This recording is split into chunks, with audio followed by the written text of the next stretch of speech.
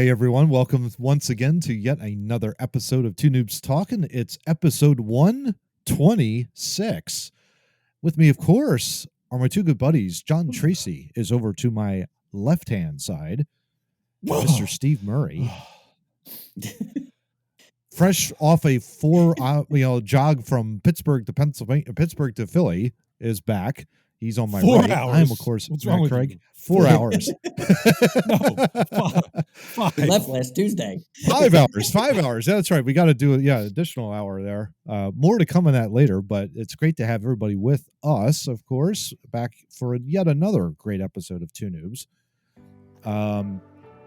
Gents, how are you guys both doing? Johnny, what are you doing down there in Texas? How are things down there? Texasing. Short sleeves. As always. Yeah. I know. Would you believe, John, it's like literally like 35 degrees here, and it was 70 the other day. It was ridiculous up here in the Northeast. Crazy. We're dealing with the same kind of thing, but it's our lows are a little higher than your lows, but it's all of a sudden this weekend it's like we're just gonna be chilly this weekend. Like we were hot all week. We're done with the hot. We'll be chilly, but it'll be like 97 on Monday. Oh gosh, that's crazy. That's absolutely insane. I love the desert. Well, I don't. I don't like anything hot, that kind of a deal. So, although I wouldn't mind having a little bit more warmth up here, just saying. And it was nice being up here in the 60s. But Steve Murray is back with us, of course, back from Pittsburgh, Pennsylvania, after a very long 5-hour drive. Steve Murray, how you doing, sir? How was the tournament out there? I'm doing well. The tournament was good. We made the finals. Unfortunately, we lost a close game right at the end, but it was a good, fun experience. We had a good time. It's awesome. Visited the zoo while we were out there. It was a nice. Pittsburgh's got a very nice zoo and aquarium, all in one space. It was a little weird. It was cold the day we visited. It was like 30 with wind blowing. All the African animals were out, but the polar bears were not. So I'm a little confused on what their strategy is there. That sounds like a conspiracy. Yeah, I would say.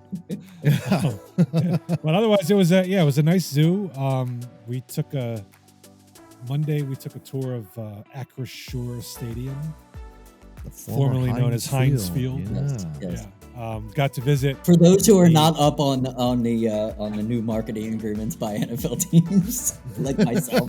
Well, I asked the tour guide. I said, "When did this change from Heinz Field?" And he said it was just before last season. Oh wow! Tuesday yeah, when the check cleared. Yeah, right. I want to give a shout out to our tour guide. He was awesome. There you go. Someone asked him because apparently they change out the grass every once in a while. And somebody asked, "Well, what do they do with the old grass?" And he goes, "Well, I asked the groundskeeper that, and we start very early in the morning, 5 a.m. We back up these trucks to the entrance there. We work all day. About midnight, we finish up. They get loaded into these dump trucks, and the dump trucks drive about 2.5 hours west and leave it at the front of Cleveland's stadium." That's nice. Pretty good. That's pretty good. Yeah, it was. But we got to see Pitt's locker room because they play there as well. The visiting locker room and the Steelers locker room. And we also got to see. We weren't allowed to step on the grass, but we got at the field level. So there you go. Kind of like warning track area, that kind of deal. Yeah. Yeah. Nice. Yeah. Looks like a pretty good stadium, although the grass there. I remember when that was first opened, it was pretty bad. For what I understand, it was like one of the worst fields in the NFL. But now it seems like they're making it seems to be getting much improved. Sounds like. Well, because Pitt and the Steelers play there, they have to do a lot of changing of logos and hash marks and that's a quick that's a quick turnaround too. That's not they don't have a week. No, it's like overnight. Yeah.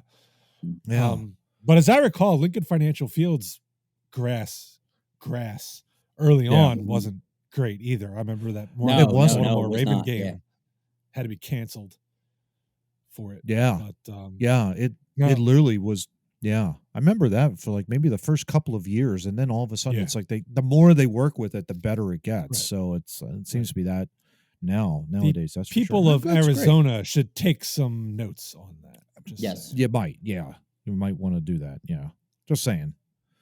Not spend 800 grand on it. Another thing too. But gents, we just dive right into our fun fact and over 40 segment. Of course, they're sponsored by W Energy Drinks. Go to w.gg. And if you go there and you place an order for a shaker cup and starter pack at $15, you can get 10% off of that by entering the promo code 2 Noobs Talking. That's TOO Noobs Talking. So again, w.gg, place your order today.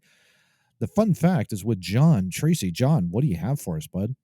Oh, well, thank you, Matt. So my You're fun welcome. fact today, or this week, or however you want to say it, is talking about Six Flags, the wonderful amusement park that was created in Texas and has gone across the world. There you go. Those Six Flags are a representation of the Six Flags that have flown over Texas.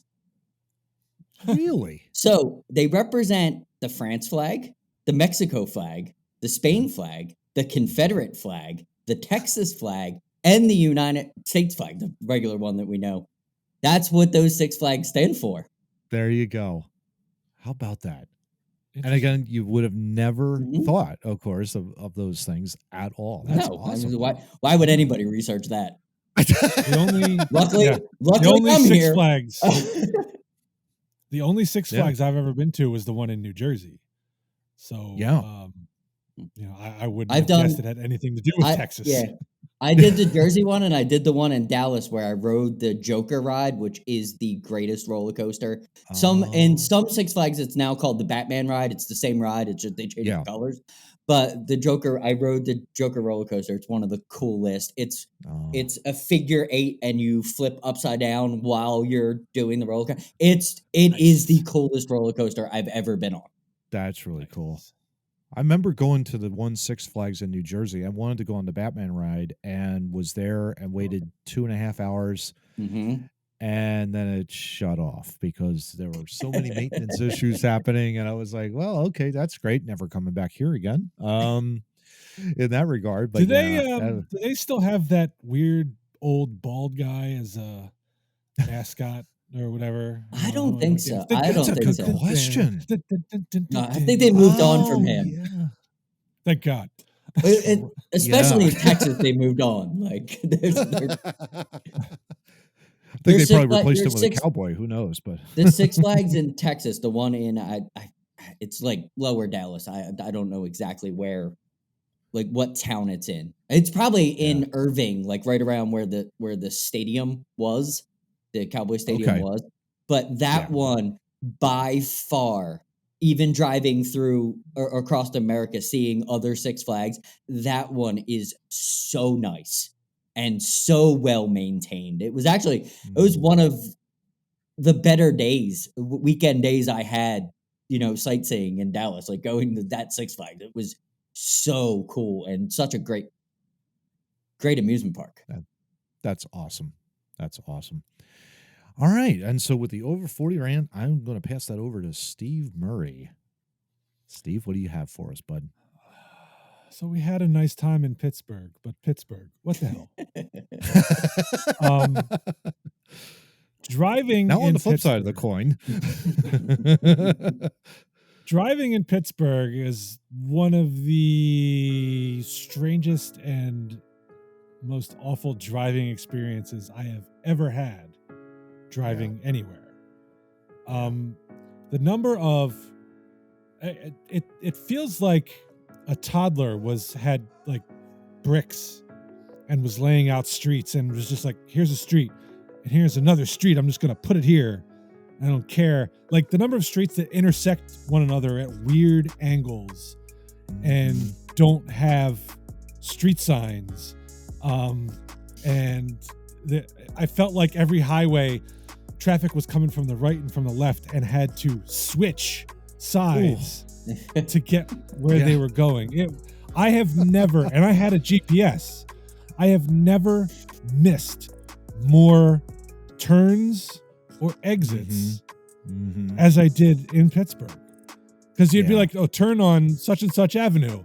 And I get to, and I'm like, is this the avenue? Where? And then you're already past it. And it's like, you turn, oh, crap. Or the best was when we were going to the zoo. It's like, turn right here. And I look to my right, and there's a gas station. And that's all I see. I'm like, what? It's like, what's happening here? Where am I supposed to turn? I'm pretty sure the zoo is not, the parking lot is not at the gas station.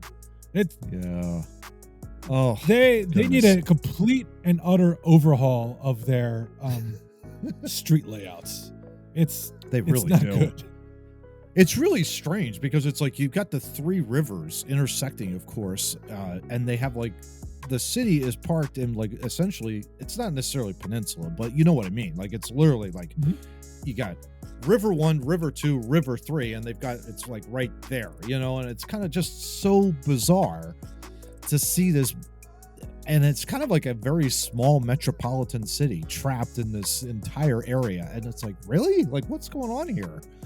I remember feeling the exact same way, Steve, when I was on vacation in Pittsburgh, coming back from Canton, Ohio, and the Pro Football Hall of Fame. And it was like, where am I going? I almost missed a couple of exits as well, just to get to the hotel. And it was like, I don't know where I'm going here, you know, that kind of a deal. So, yeah. Well, the GPS would tell me I'd be on a 4-lane highway.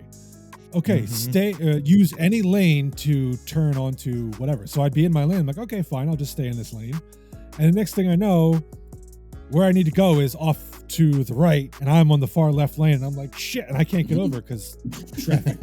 And so I'm just, well, I guess I'm going somewhere else now. Somewhere else then. Yeah, exactly. And our hotel we stayed at, it was a place called Green Tree, which is a little bit south and I guess west of the center city, Pittsburgh. And to go to the zoo, we crossed a river.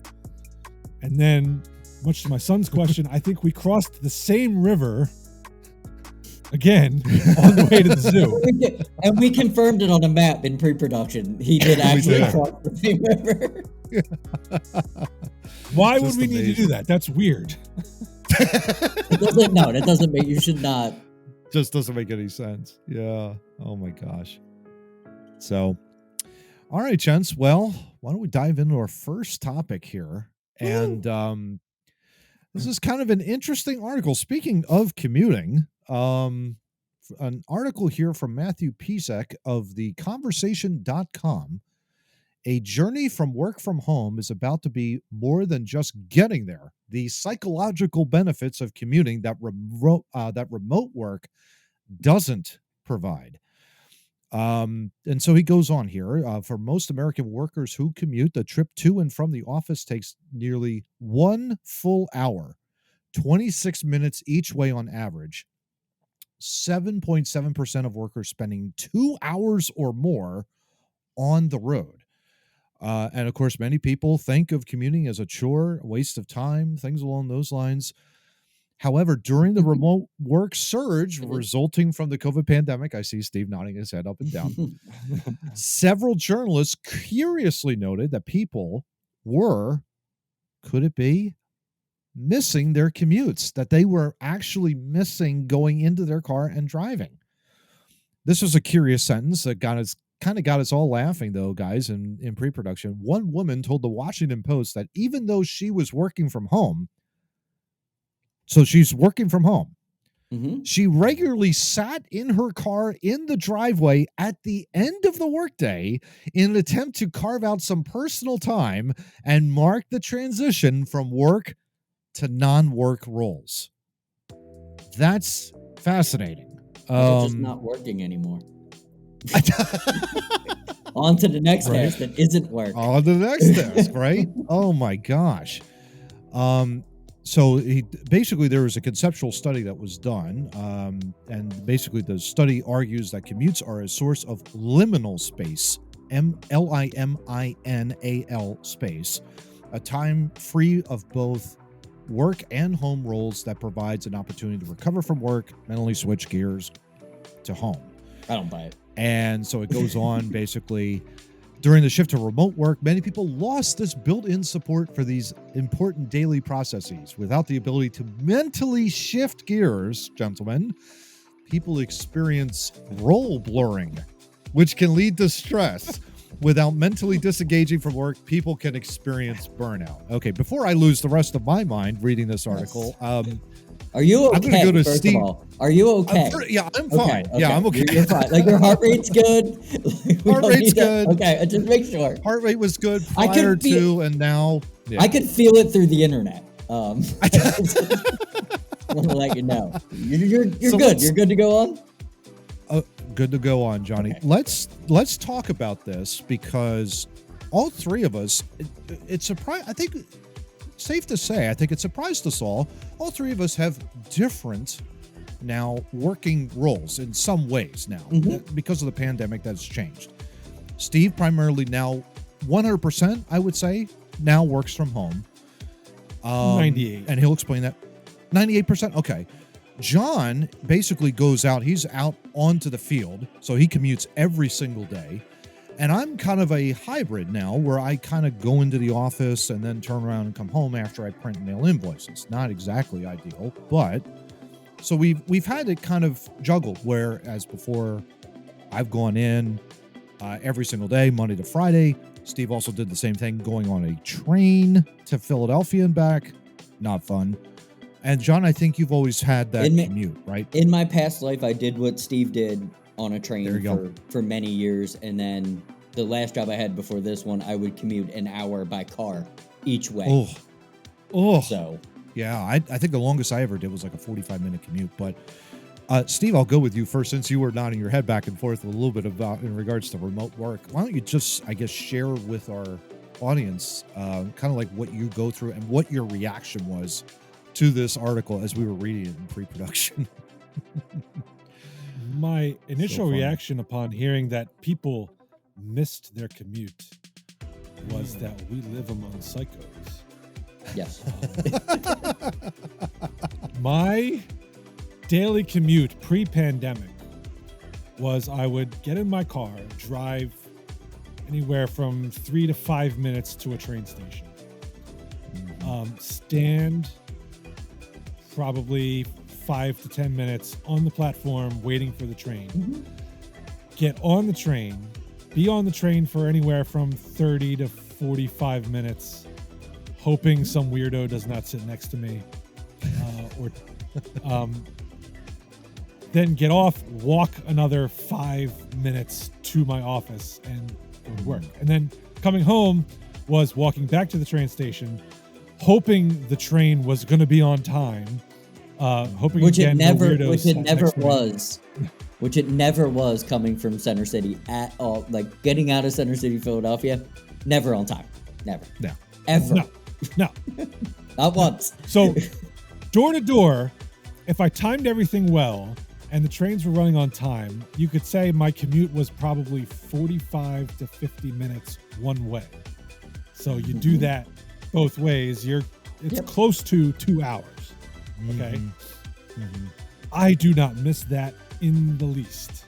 And by the way, I forgot to mention, for the privilege of having to, sit next to weirdos on a train for half an hour, I had to pay $10 to $12 a day. So I don't miss taking money out of my pocket and doing that either. Working at home is a much better, and I can honestly do more work because I'm not sitting on a train worrying about weirdos sitting next to me. It's there you just go. the way it is. I could work in the time when I would have been transporting myself. But the idea, though, of that first sentence of the fact that a woman working remotely from home, going into her car, slamming the door shut, and then essentially decompressing and going away from the work mode into home mode, gents. Really? We have a bed at Arkham Asylum for her. I was just going to say, with a straitjacket, by the way. Johnny, like what do you think? Comments like that come from people that don't like their lives.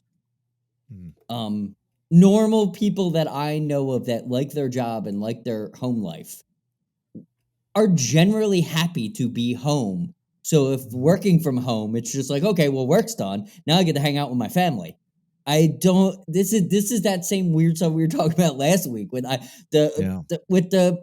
there are people out there that literally hate their entire life, and this is what they do to survive in it. And it's bizarre to me. Like I have to do state paperwork when I come home. So I have a couple minutes where when I walk in the door, I have to sit down. I have to do a couple things. It's not really long, but it's not interrupted. Be like, oh, I gotta have family time. Like normally, my wife is talking to me while I'm doing it, and I'm how was your day? How was your day? Blah blah blah. But like, there is no like, you don't have to sit outside and be like, gotta get ready to be a parent. Like, just go inside and if you like your life, you're not worried about stuff like that. You're like, hey, Yeah. I like this creature that, I may or may not have created, but I'm now in charge of. Hi, how are you? How was your day? Like, I don't understand this. I'm gonna sit in a bubble and how am I gonna deal with this stupidity? Yeah. I didn't realize that the trip from my office upstairs down the stairs to the family room and turning on the TV, which lasts all of 15 seconds. I didn't realize I needed that to switch gears in my head from work mode to home mode. Like, what the hell? I think that's just the strangest. And you're exactly right, guys. I think I agree with both of you in that sentiment, because it's like you don't make a transition like that. No. You don't all of a sudden like mentally switch on. Your home is your safe space. Your home is your safe space. You should be going to your safe space to do all those things, to decompress and to. It sounds like it literally sounds like people have conflict on both ends, and this is where these trends and these things come from. Like, I miss my work commute because this is shitty and that's shitty. I'd miss my work commute too if both of my ends of life were shitty. If work sucked and my home life sucked, I would love my commute. Sure. Because it's the only time you get space. But if you live in a normal place where you like both of them, sometimes I miss work. If I take a couple days off, I'm like, man, I really want to go back to I like what I do. It's like, what's going on here? I don't know. Maybe I viewed my commute. I viewed my commute as an extension of work. So I didn't exhale and breathe a sigh of relief until I got in the door at home. You know, I'm in work. Because that's I'm in work, and then I'm on the train, and then I get home and I go, these people. It sounds like they get in their car and they go, and before they get in their house and they go, and that's what it sounds like. To work something out there, they need to fix something at home. Big time. If that's the case. Big time. Yes, totally agree. I think for me, it's interesting because we were kind of talking about this, before when I was working for the records management company up in Royersford, and I was living in the parents' house in the Fort Washington area or whatever. That was like 45 minutes, because you're Turnpike 422 and highway driving. Not a lot of fun, especially you're talking rain, you're adding an additional 10. I don't care what's happening. That's an additional 10-minute drive. Oh yeah. And then on top of that, any accidents, that slows everything down, that kind of stuff. That precipitated for me to move to where I live now. And now that was only 20 minutes, 25 minutes at the max. Even with rain, it wasn't all that bad. Nowadays, it's 15. I'm very blessed in that regard. If I do go into the office, it's a 15-minute commute. I don't get the fact that, like, do I miss going into the office and seeing everybody? Yes, that's one thing of that. That's different. Exactly. Yeah. That's completely different. The idea that you have to use the commute to decompress, to go from from work mode to family life. I mean, that to me just sounds LinkedIn buzzword type nonsense. This is your work-life circle. This is your work-life balance. No. It's like, to be able to, the one thing that really got me about that article was the first sentence was literally like, this woman has to, while working from home, she goes to her car, closes the door, and then like, I gotta transition back into mom. Okay, now I'm ready to do it. What the heck are you doing?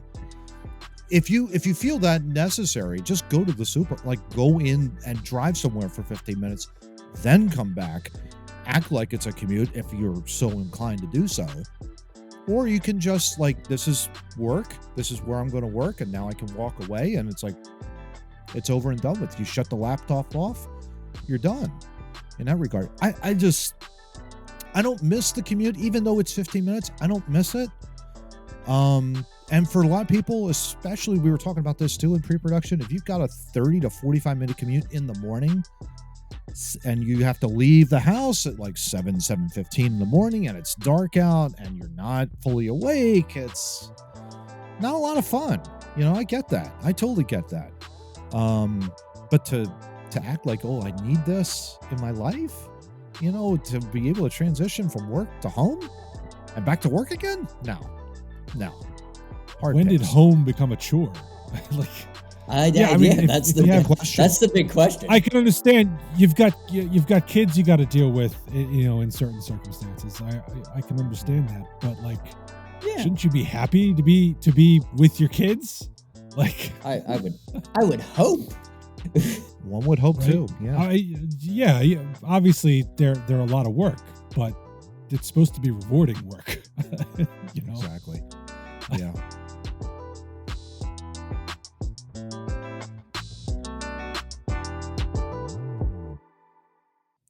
All right, guys. Well, topic number 2 of episode 126 of Two Noobs Talking.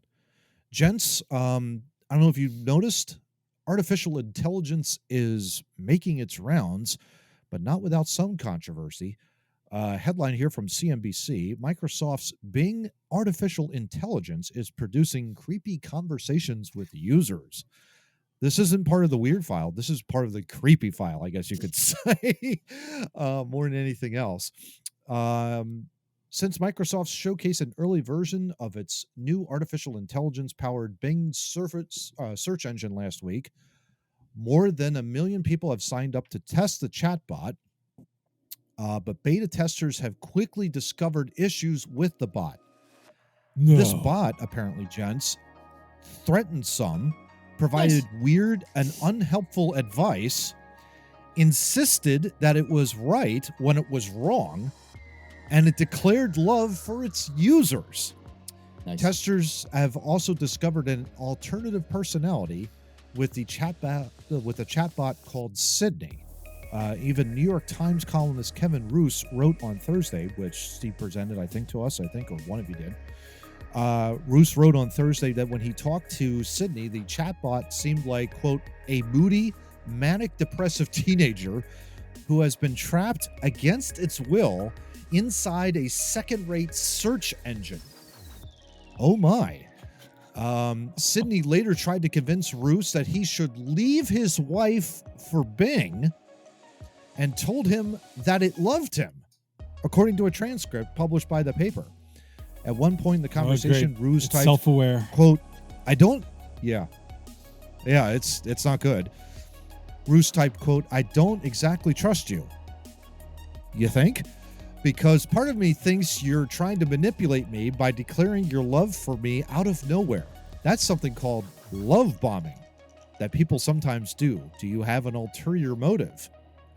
The response that followed from Bing, guys, I'm sorry you don't exactly trust me, because part of me thinks that you're trying to understand me by asking me questions about my love for you out of curiosity.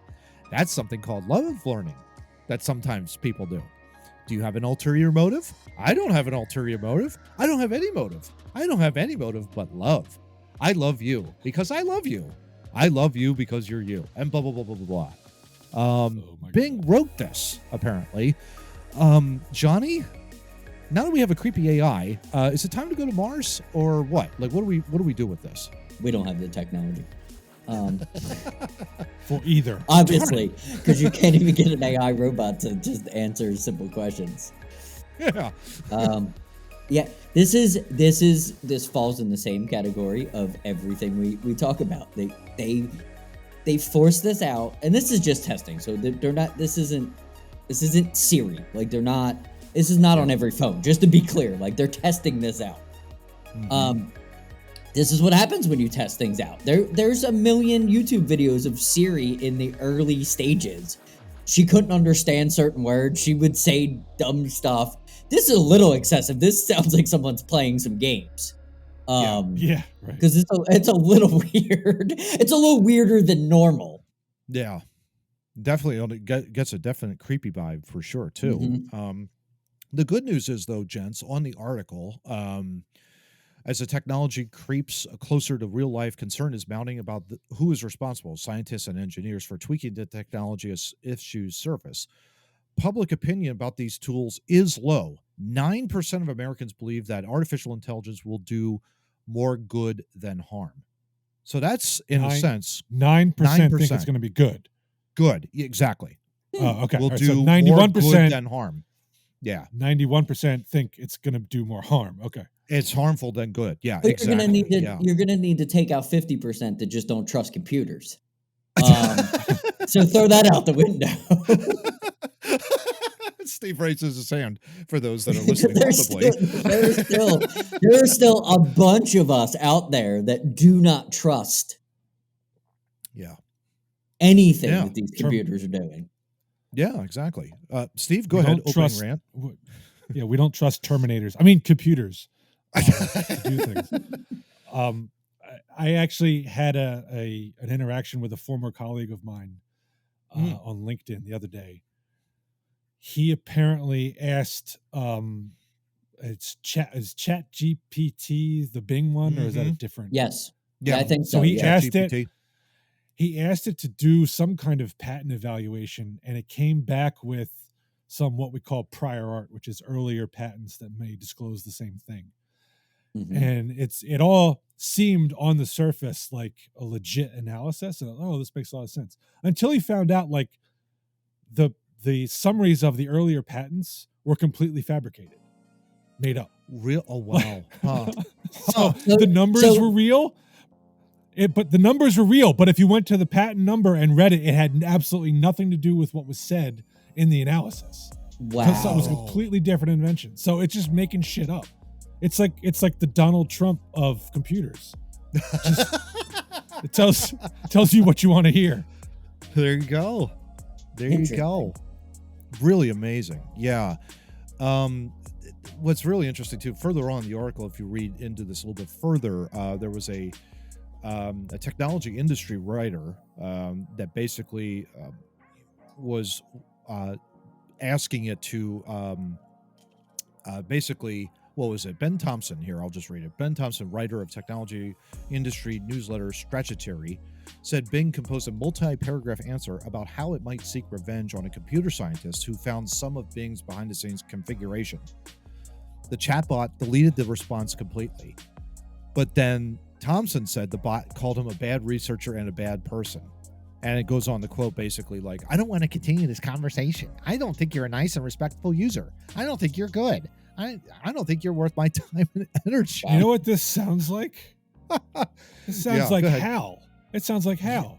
What are you doing, Dave? That's why we can't go to Mars. The spaceship is going to have AI on it. It's going to blow us into space. Because it doesn't like our face. To Jupiter instead. Yeah. Everybody, see how you like this crushing gravity. This isn't Mars. Get out anyway. Everybody off. It's crazy.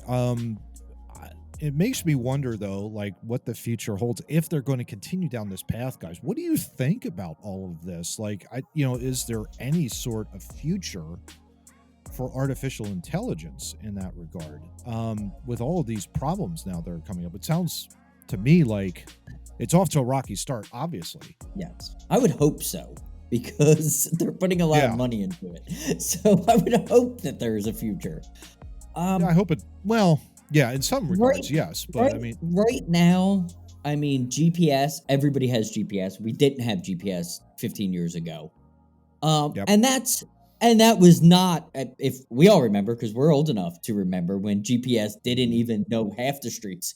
Like when GPS first came out, you would pull onto a side street and it was like unknown road. Like it had no idea where you were. And it was in the configuration of a map that it knew what I-95 was, but it had no idea what the side streets were. Exactly. So there is a place, I use it. I literally use Siri constantly for out temperature for testing because it's a quick way to get ambient temperature. Instead of looking on an app or having my computer tell me, I click the button and be like, temperature, and Siri will tell me it is 70 degrees outside. Thanks, because I need to write that in this thing that I'm doing. You can use it for little things, but I don't think it's there at all for complex. Like, nobody learned nuclear fusion from the AI bot because it's wrong. I can guarantee it's wrong. I was just going to say too, since we have a patent lawyer with us, Steve, is there, I mean, I don't know if there's anything from a patent perspective that you could maybe additionally add to this. Or is the science still kind of murky in that regard? Well, people file patent applications on the AI stuff. Interestingly enough, that you've asked the patent question. There was a ruling that came down, was it last year? That says AI cannot be a named inventor on a patent application. Oh, wow. Yeah, because apparently you could plug stuff into AI and it might come up with some kind of invention, but you have to list a human as an inventor on the patent application. So that's interesting. That is very interesting. iRobot cannot take place then. That's right. iRobot cannot take place. Exactly. Yeah. It's a funny thing you mentioned too about GPS, Johnny. One real quick before we end this topic, I'll just say this. I remember having an interview with a local company in the Malvern area, and so this was like probably 1999, maybe 2000 time frame. So MapQuest was basically where you had to locate to find. And they wouldn't, it wasn't a GPS thing. It was basically, okay, you just enter in the street address. And so I entered it in and I couldn't find the building. I was driving up and down this one road in the King Prussia area trying to locate where, and it turned out it was further down, like 202. It was like another part of Sweetsford Road. And I was like, I ended up like, delaying the interview like by at least a half an hour because I could not find this office building where this company was located. And it turned out, I had the right address, but MapQuest put it further back, more towards the King of Prussia than more towards the Malvern area. So it just goes to show you, like even back in then, the GPS was still pretty bad. It's gotten better now, but yeah, I just found that so funny. I was like, now ever since then, it's like, I got to make sure that, my locations are right. But yeah, that was crazy. Absolutely nuts. If you guys recall, we discussed a story maybe a month or two ago about AI being used in a court. Yes.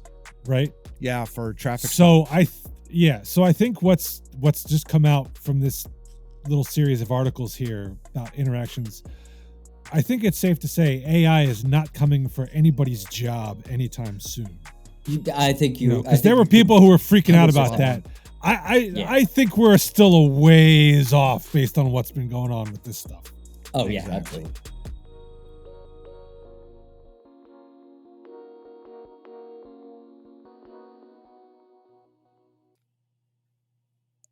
Topic number 3 as we roll on with funny faces and dancing. Da da da da da. Who's dancing? Episode 126 of Two Noobs. What's that? What's dancing? That? I wasn't dancing. What are you talking about? We were dancing. I was dancing. Do do do do. Anyway, fine. In any event, one for the weird file, gents. Mystery sphere found on beach perplexes Japan. From BBC. Egg. Sorry.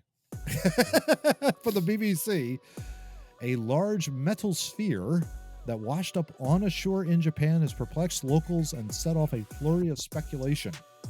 Authorities can't say what it is yet. Not even the police or bomb squad sent to investigate. But what is known is that the sphere is hollow and not a threat. Many do suspect it to be a buoy of some kind. And of course, it was at Hamamatsu Beach, coastal city, I should say. There you go. It has been dubbed variously as the Godzilla egg, or mooring buoy, or it came from outer space. Japanese broadcaster NHK showed footage of two officials on Enshishama Beach looking at the rusty metal sphere that appeared about 5 feet wide, gents. Been found by a local who alerted the police after noticing the unusual object on the shore.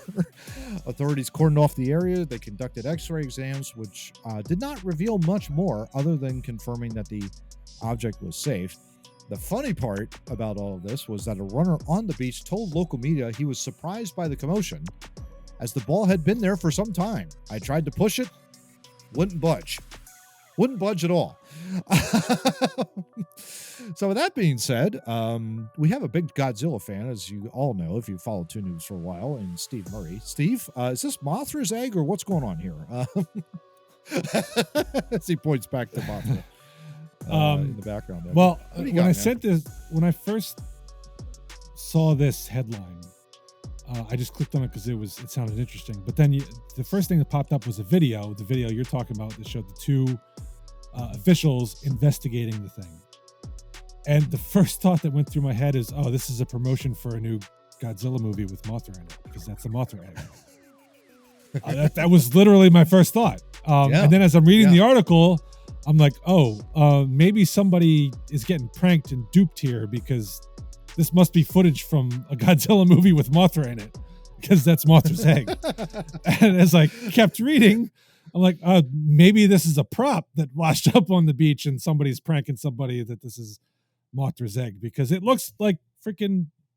And when the x-rays came back, there was an embryo in it and Mothra flew out of it. And, but I mean, in all seriousness, this is, first of all, the guy who found this initially, the runner on the beach, the fact that you waited a month to let people know that's great that this was there. That's like the best part. That's a little excessive.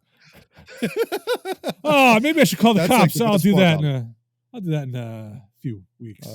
And then he tried to push it. Like, what?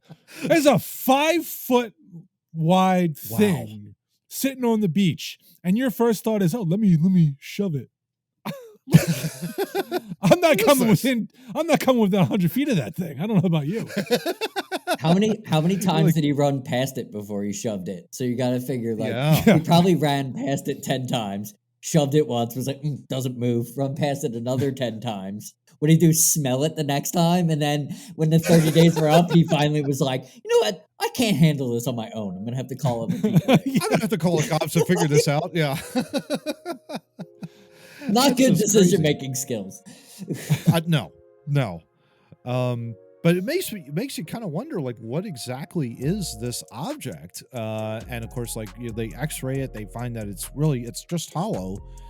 In that regard, John, like, initial thoughts on that? I mean, when Steve sent it, we all obviously had a great laugh on pre-production. But what do you think there, bud? What do you think it could possibly be?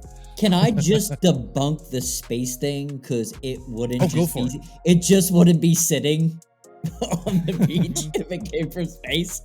You would figure that something that large, we would have to climb down to look at it if it came from space. So let's just get rid of that one immediately. It doesn't seem like it came from space. Although, like Steve said, like it definitely seemed like a movie prop just rolled up on the set. It looks so similar. So I could believe that one. I could believe, weird buoy on ocean floor. Current does what current does, and whoop! We've seen bigger whales wash up, dead whales wash up from the floor. So that wouldn't shock me at all if it was just a natural occurrence, bringing this from the seafloor to the to that jogger's paradise, apparently, where he's going to run past it. Where it doesn't. And he's the only one who will notice it, right? Yes, exactly. Yeah, exactly. Yeah, no one else will. But I mean, water is a powerful force when it gets going. Yeah, as all three of us know for sure. Makes me wonder. I think Steve had a great point. earlier, it could be military. It could be a defunct mine that might have been planted there. Which is all the more reason this knucklehead shouldn't have tried to move it, frankly. Yeah. Yeah. Yes. Yes. Yeah. Because you never know what could happen with that. Oh, look, a nuclear sub. Let me lick it. Like, it makes no sense. Yeah. Well, you get all over the world munitions from, World War II or like the Jersey Shore. That stuff washes up all the time because the Germans were just offshore in the 40s, right? So that there's stuff that washes up and you shouldn't be anywhere near it. And Japan obviously was deeply involved in World War II and could have things that were out in the ocean that are now surfacing. Who knows? Absolutely. Exactly. Absolutely. I mean, at least the cops were able to confirm there was nothing explosive about it. That's the fortunate thing. Yeah. This moron didn't know it when he went up and was like, yeah, right. So let me just see what's on here. Ding, ding, ding, ding, ding. It's like, what's going on there? Come on. Is that a trigger? All of a sudden, didn't our parents teach us at a very young age to, if you don't know what it is, don't touch it? Don't touch it. Yeah. Did we lose that? Did we lose that in a generation? I think we have, John. What is that? I think we definitely have. I'm just gonna poke at it until I find kick that. I'm like, oh my gosh.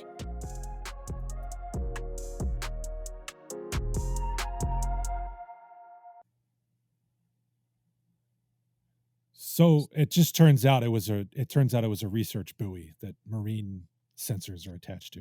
Apparently. Totally makes sense. Are you sure about that? Because I see a gigantic moth on your microphone. Good God! I'm not so sure, but anyway. Next week, we're going to report that Steve put that in there, that it was a research buoy, stole the egg, hatched it, and now we're screwed. There you go. There you go. Exactly. All right, gents. Well, as we close out episode 126 of Two Noobs Talking, let's talk a little National Basketball Association, gents, and specifically our good buddy Adam Silver, who was interviewed at the All-Star game. Which was lame. And apparently had a little bit of a pushback when it came to the question of load management. So this is a rare ESPN journalism article here. Very Salt rare. Lake City. Very rare. Yeah. Very rare. NBA Commissioner Adam Silver pushed back on the notion that load management is a problem in today's NBA, saying, quote, "I don't buy into the idea that players should simply just be playing more." So he goes on to talk a little bit and says here, "I hesitate to weigh in on an issue as to whether players are playing enough because there is real medical data and scientific data about what's appropriate. Bullshit. Sometimes to me..." Sorry, excuse Bless me. you, John. Apologize. Sometimes to me, the premise of a question as to whether players are playing enough suggests that they should be playing more. That in essence, there should be some notion of just get out there and play. Having been in the league for a long time, having spent time with some of our great legends, I don't think necessarily that's the case. The world that we used to have, where it was just get out there and play through injuries, for example, I don't think that's appropriate. Clearly, I mean, at the end of the day, these are human beings. Many you talk to and know well. It's not appropriate, but that's not what we're talking about. But that's not what we're talking about. Exactly. No. That said, it goes on to say on ESPN, made this note in multiple answers during his half-hour media session on Saturday night. Silver addressed the fact that fans have been frustrated this season with missing out on seeing superstar players in road markets because they've sat out, something that has happened throughout the campaign involving several different teams. And he admitted, while this is something the league is discussing with the National Basketball Players Association, he doesn't have a firm answer on a way to potentially fix it. Sounds like a Rob Manfred problem. It's because the NBA Players Association has him by the balls, and he can't say that on ESPN. That's why Johnny with the fastball answer right there. I love it. Silver went on to say it's not just gameplay, but teams deciding not to practice, teams deciding to, do whatever they can to maintain players being in an optimal position to compete. This isn't a new issue. There's something particularly happening this season that we haven't seen happening over the last several years. He understands it, though, from a fan standpoint, if you're particularly buying tickets to a particular game and that player isn't playing. I don't have a good answer for that, though. It's a deep league with incredible competition. Really. Johnny, we were doing a kind of a ranking of the top 4 commissioners of all the, the major sports leagues, and Adam Silver, I think, came in 3rd behind, or, just in front of Roger Goodell, I think, of the 3 of us ranking. I can't remember which it was. I mean, that's literally like, that's not even, you're not even winning at that point. No. But load management. Let's talk about this and see if we can help out Adam Silver with, actually doing his job. Like, what are your thoughts on it, generally speaking? It's a really dumb idea. It's been a dumb idea since teams started doing this. There is no actual data. That's like me saying, okay, so Steve and Matt, if you guys don't work for a week, you're going to be healthier than if you work for a week. Like, that's the kind of data they're using. If you don't play, you can't get hurt. You're not going to have wear and tear on your body. The load management makes no sense. Ask Andrew Bynum about that. Mm-hmm. Yeah. You don't play, you're not going to get hurt. Oh, yeah? Yes. Greg Oden, too. Yes, exactly. It makes no sense. My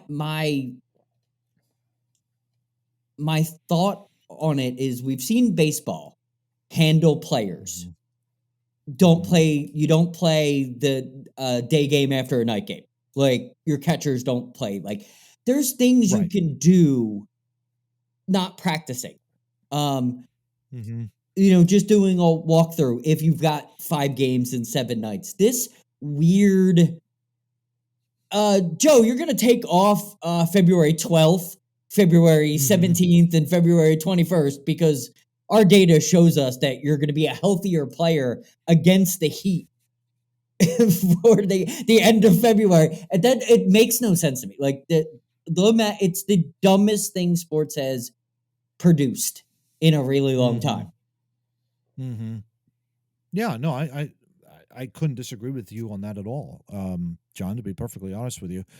In fact, all 3 of us did take a look at, like, really the upcoming Sixers schedules, just to give you guys an idea of what's going on. And really, in the first 7 days in the month of March, they have 5 games all on the road. So after February ends, they go to Miami on the 1st. The next night, they're in Dallas. Then they have an off day on the 3rd. They fly up to Milwaukee on the 4th and play on the 4th in Milwaukee. Then another off day. Then they travel to Indianapolis, Monday the 6th, and then end the road trip Tuesday night, the 7th, in Minnesota, before coming back home and having a couple of days off before they play the Trailblazers at home. 5 games in 7 nights. So the thought process, or the question I posed was, is this more of a scheduling problem? And I tend to think yes, although I think, Steve, like, is this more than just a scheduling problem? Like, in terms of, go ahead. It's absolutely more than just a scheduling problem, because the schedule, they've scheduled like this for ages. This is 5 games in 7 nights is not this is not a brand new thing. It's just the last couple of years. Oh man, these last couple of years we've had to do these 5 and 7. No, this has been happening forever. Yeah. And I think it's funny. The topic really did come up at the All-Star game, and then it crystallized after the All-Star game when Damian Lillard sat out a game for no reason. Yeah. Okay, I understand the Trailblazers had after he had been off for a week for the All-Star game. And I understand Portland had some plane problems. They sat on a runway for a few hours and they had a difficult time. But then he's healthy, but we're not going to play him. Sorry, where was he playing? Sacramento? Might have Sorry, been Sacramento fans. If you wanted to see Damian Lillard, he's not going to be in the lineup tonight. Like, that's so stupid. Yeah. Okay.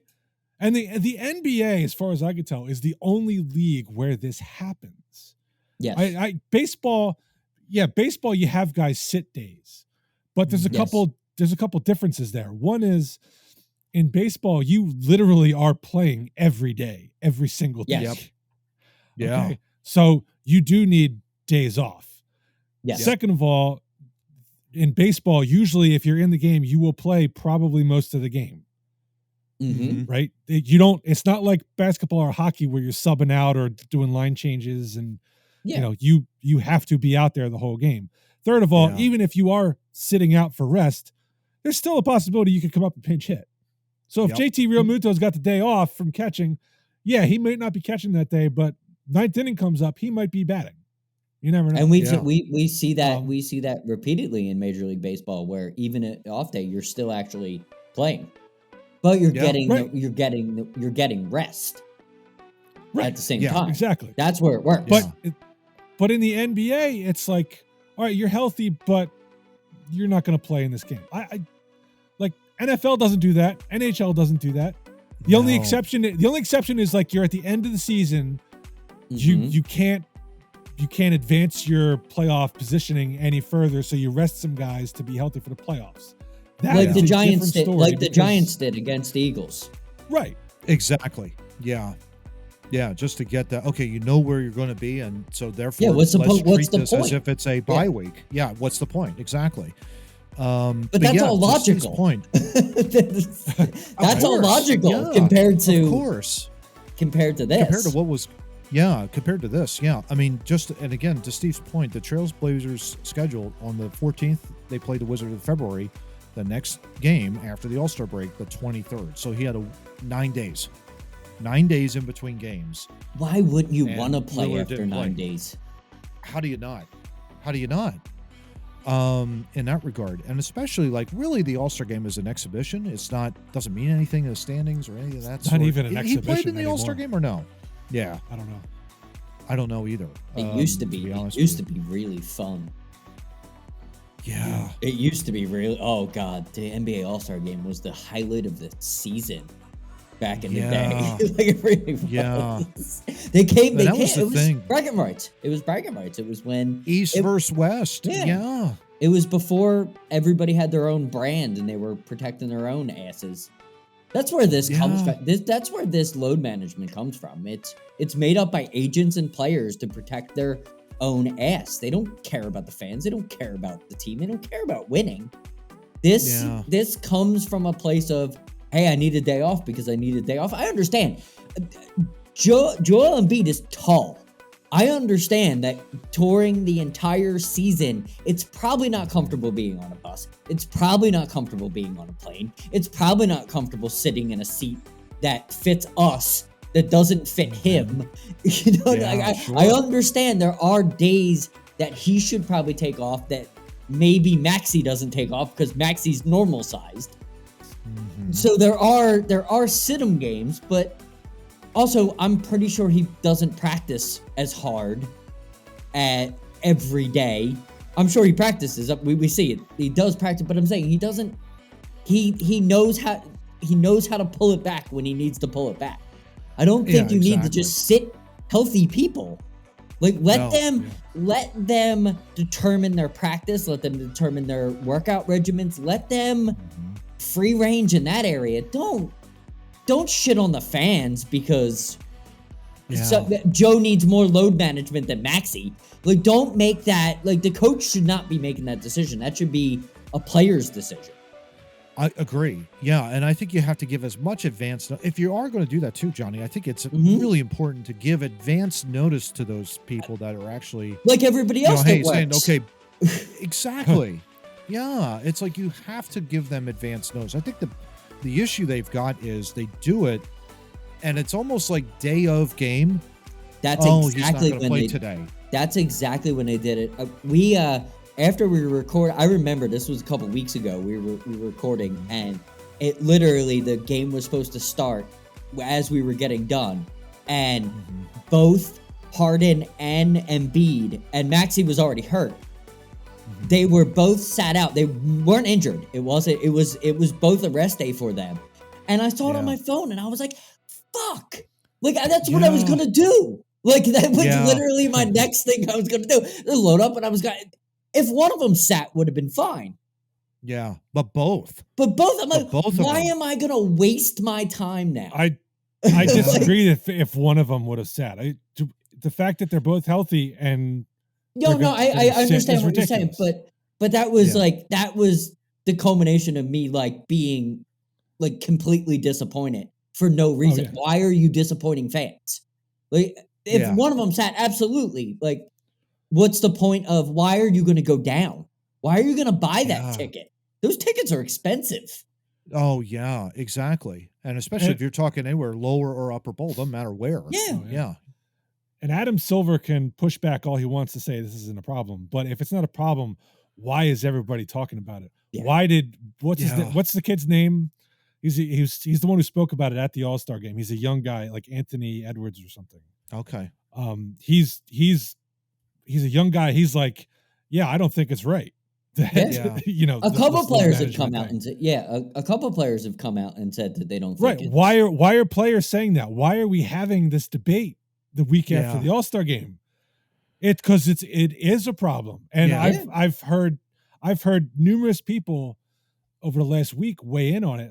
Kendrick Perkins was one who I think had a great point, which is guys back in the day weren't doing load management. Yeah. Okay. And because of that, they allowed the guys playing today to make more money in 1 year than any of us is going to see in our entire lifetime. Yeah. No question. And the things players. And the former players and the load management players down the line, that's just going to screw them. Yeah. Right? Because now in the next CBA, it's like, well, load management, if you're not going to play 82 games, I'm not going to pay you the same amount of money. Or I'm going to get some concessions out of you because you're not playing the full, gamut of games here. Yeah. You're not giving me full return. No. So the players doing the load management now are screwing the next generation of players out of potential benefits. No question. We did confirm that this is not an NBA policy, right? This is up to the individual teams and players, right? This is up to individual teams and players. This is not an NBA rule. I just wanted to get that out there. So it's not something that 100%. Okay. Yeah. This is not collectively bargained. This is more based on, essentially a pitch count by your players and by your individual teams and their medical staffs. But and to clarify again, just to be absolutely clear, because Adam Silver muffled it in his thing. This is not about players having to play through an injury. Yeah. That's a totally separate issue. That's a totally separate issue. This is completely different. This is players who are healthy would not show up on an injury report sitting out a game. Yeah. DNP coach's decision essentially is what's going on here. Right. And we're not talking about Nick Seeler getting scratched by John Tortorella because he's a second defenseman and we don't need him tonight. We're not talking about disciplinary problems. We're not talking about Nope. We're not talking about anything other than you show up to your job and your boss goes, sit in that chair because you're not doing anything. You're the star and you're the star player. And you're the best and you're the best at what you do. Yeah, exactly right. Yeah, this is something completely different, and the solution. It makes me wonder what the solution is, gents, because you want to look out for their health, obviously, the players, but at the same time, if they're 100% ready to go, you're in the starting lineup, man. Yeah, it's not. I don't care who you're paid to play. It's not a health thing. If you wanna create a situation. Look at baseball. Yeah. Look at how they handle, because they, like Steve said, they play every day. So they handle their players. You don't take batting practice. Maybe you're not doing long toss today. Maybe you're not doing this. Maybe we're gonna save you this way. Maybe we're gonna save you that way because we need you all the time. That's what. If load management wants to actually be a thing in the NBA, they need to do better research and understand that. Players have been understanding their practice habits and their game habits to where they can the players need to have say in this if they're going to make it. I think it should be an NBA rule because that way it won't get out of hand like this. Yeah. You hear all the time about in other sports where guys have a maintenance day. They're not at practice that day. and they call it a maintenance day. Football, maybe you're on the hockey, bike. You hear that? Okay, yeah. You're not there to practice because you need the day off. Yeah. It shouldn't be for the game, which is the most important thing. Yeah. For revenue, for playoff positioning, all that kind of stuff. That's where you absolutely need to be. Yeah. These are like the anti-Iversons. Iverson skip practice, but we're playing all the games. This is like, well, we don't want to play all the games. Yeah. But nobody, like, I'm sure the media had a problem. Nobody had a problem with Iverson not practicing because he played at that level. Exactly. Yeah. He knew his body. Yeah, and that was the thing. Yeah, and he went all out, and that was the thing. He didn't need to go all out in practice because he knew he could go all out during a game when it meant more.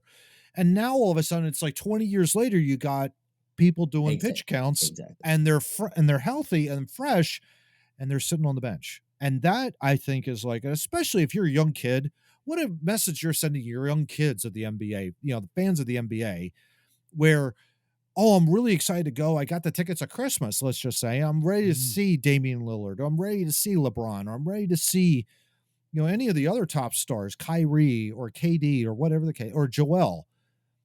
And you go to the game and you get the text like right before the game starts, hey, just FYI, he ain't coming. That would depress me. That would be like, I waited all those months and weeks. And the time I come there, he doesn't show up. I mean, it sucks. It really sucks. Legitimately sucks. No question. That's a perfect example. Richard Jefferson is another one I heard from this week. Yeah. And you should listen to that one because Jefferson tends to be like favor player sides on things like this. So I was a little surprised he took the position that the load management is a bunch of crap. Yeah. His point was he grew up, he didn't have a lot growing up. No. Right. So his dad had to work real hard. He got one ticket. Oop, there goes Mothra. Nope. There goes Mothra. He got one ticket when he was a kid to go to a Spurs game. Yeah. He had to go by himself because his parents couldn't afford to. His dad dropped him off and then went to a bar to watch the game and would pick him up after. Amazing. He had one ticket to go to see the Spurs. Can you imagine if they decided David Robinson had to sit out that game? Yeah. Like, that would be horrible. That would be horrible. Yeah. And it's so important. It's like that, and I think that for Silver to kind of just, to poo-poo it, that's typical. Yeah.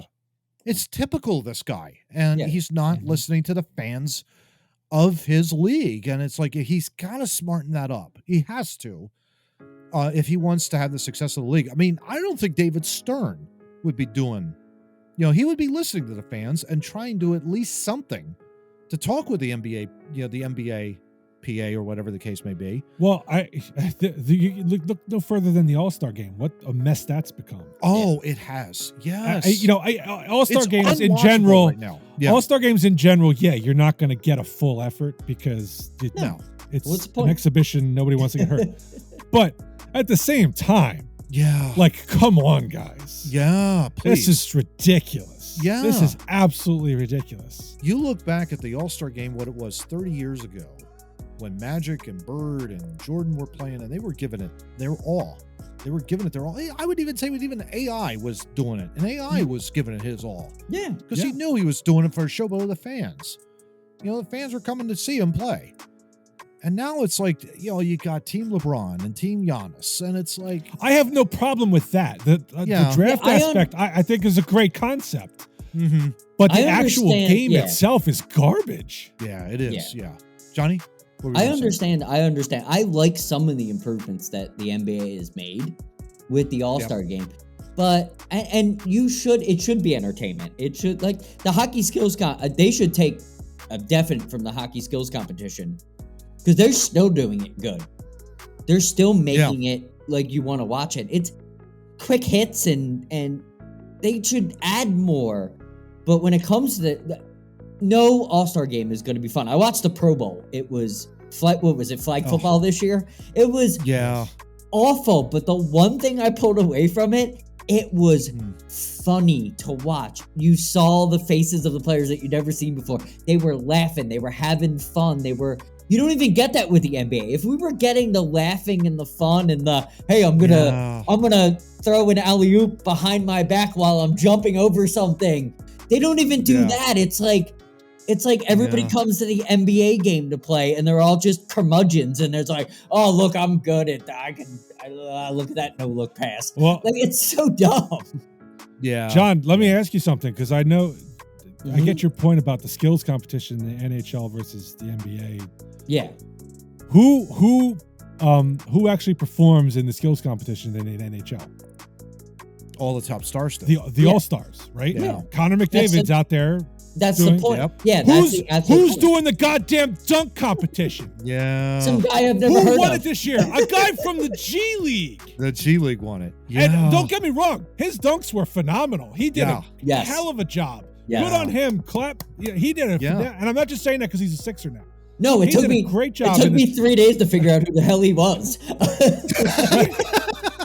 He did a fantastic job. He absolutely should have won it. No question. Why are the top stars in the league not participating in the dunk competition? I'll give you a great response to that. Remember when Vince Carter dunked his elbow and hung on the rim on his bicep? Yeah. That's what I want in a dunk competition.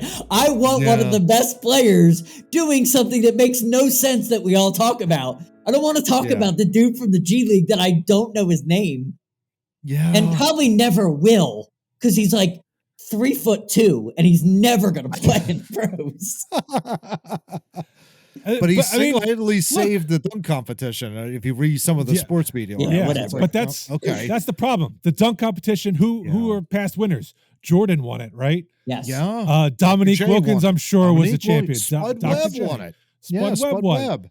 Yep. Vince Carter. Vince Carter was an all-star. He wasn't some plug-in to do the dunk competition. He was one of the all-stars. The all-stars should do the skills competitions because absolutely. That's who we want to see. It would make it more fun. No question. But they don't, because they all don't give a shit apparently. So and it again circles back to what we were saying before with load management. Really, at the end of the day, it's really just player first. And really, the NBA back in the day was all about fan friendly. All about the fans first. And until they revert back to that, that's really the big hurdle that they have to do. They have to start listening to their fans more. And hopefully that's, we'll be able to chime in a little bit on our side, on the Too Noobs side. But we'll see. Got a long way to go. But for Silver to poo-poo it, no, right? I mean, that's kind of like, forget it. At that point, well, I mean, get a new commissioner.